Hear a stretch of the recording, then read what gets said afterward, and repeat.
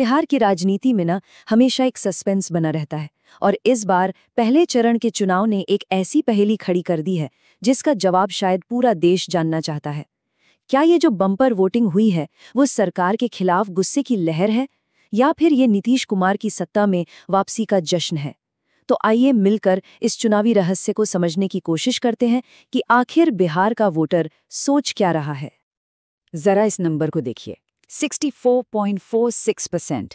ये सिर्फ एक आंकड़ा नहीं है, ये बिहार की पॉलिटिकल कहानी का एक बहुत बड़ा टर्निंग पॉइंट हो सकता है। एक ऐसा आंकड़ा जिसने दिल्ली से लेकर पटना तक सियासी पंडितों की नींद उड़ा दी है। और जानते हैं ये आंकड़ा इतना खास क्यों है? क्योंकि आज़ाद भारत के इतिहास में बिहार में कभी इतनी ज़बरदस्त वोटिंग नहीं हुई। इन्हीं सीटों पर पिछले चुनाव से अगर तुलना करें तो ये सीधा 13% का उछाल है।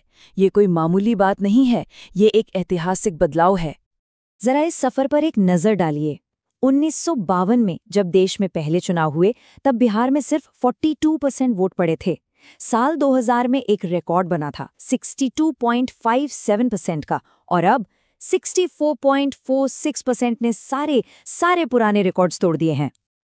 तो घूम फिरकर हम उसी सबसे बड़े सवाल पर आ जाते हैं, ये जो भारी मतदान हुआ है ये सरकार के लिए एक चेतावनी है या फिर उनकी वापसी का जश्न?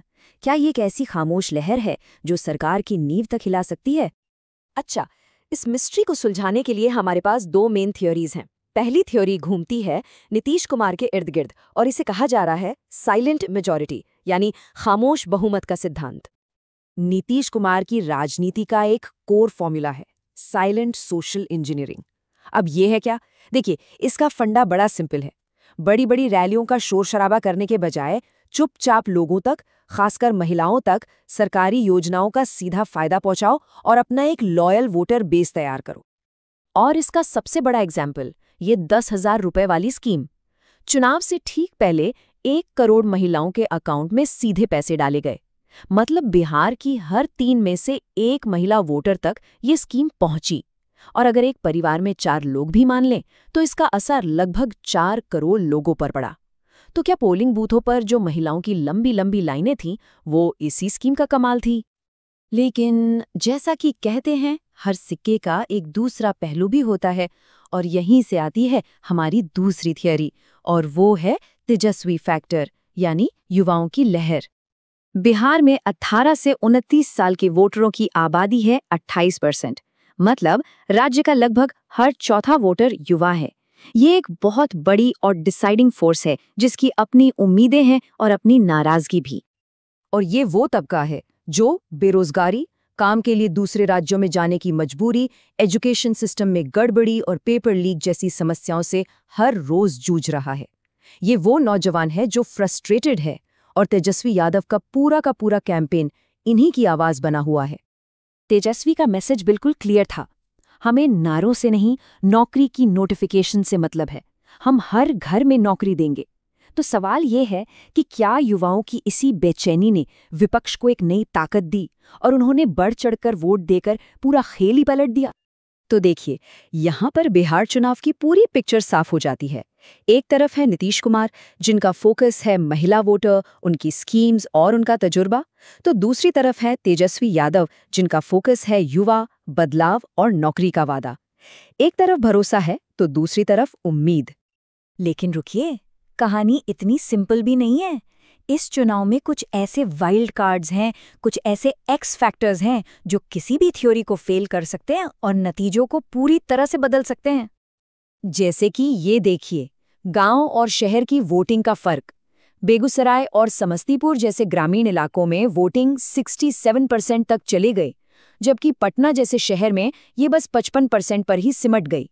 और ये तो हम सब जानते हैं कि बिहार में सरकार कौन बनाएगा, इसका फैसला अक्सर गांव के वोटर ही करते हैं।